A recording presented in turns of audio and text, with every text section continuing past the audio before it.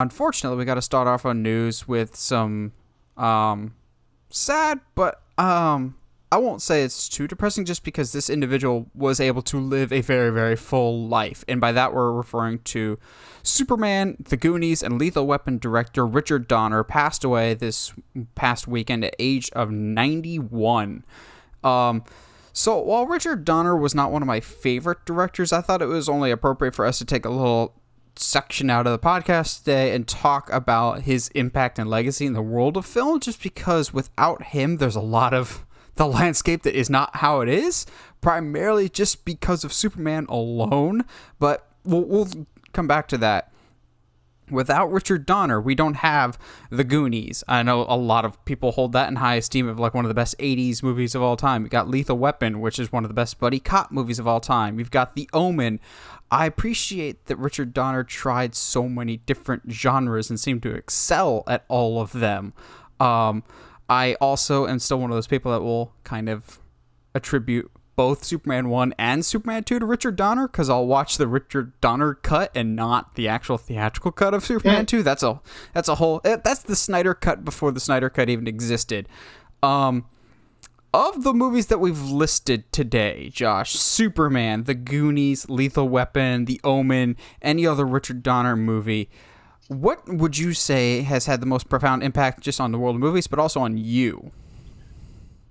I don't think I've been quiet about how near and dear to my heart the Lethal Weapons movies are. For some reason, I don't know why. I'm not much of a buddy cop movie kind of guy, but Lethal Weapon just gets me, man. To the point that when they make a Lethal Weapon joke in Maverick, it makes me love Maverick. I don't like that movie very much, but like just that small little pocket of that movie is just one of my favorites. But yeah, Goonies is easily one of the most quotable movies from the 80s. Like it's a childhood treasure hunt, man. Who doesn't like a childhood treasure hunt?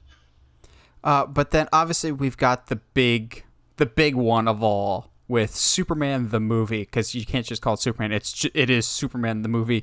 We have to look back at when that first came out. I believe it was either 1976 or 1977. I think it was 76. Superhero movies were not the readily accessible thing that they are today. The last time we got any form of superhero anything was 1966's Batman, which is very, very different tonally as a movie. So I think without that first Superman movie, without Richard Donner, we do not have the superhero landscape that we have today. Also, I did not even know this until I was listening to some videos about Richard Donner. He was executive producer on the first X-Men. He's the one that hired Kevin Feige for that movie. Oh, wow. So, like, not just the Superman connection, but in terms of, like, an apprenticeship and bringing in basically the next generation that would lead the superhero world. If you like any superhero movie whatsoever, that can be directly attributed to Richard Donner, circling back to that original Superman movie.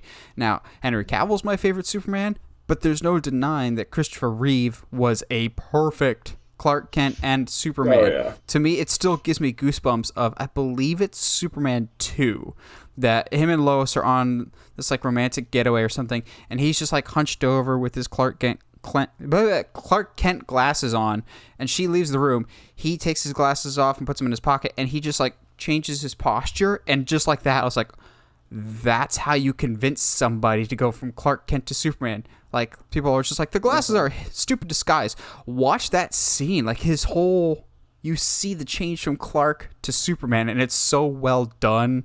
The original Superman doesn't necessarily hold up super well. There's like no action, and it's really, really corny, but it's like the Universal monsters. They don't all age particularly well, but you understand and will always respect and appreciate their historical relevance to the genre that they belong in.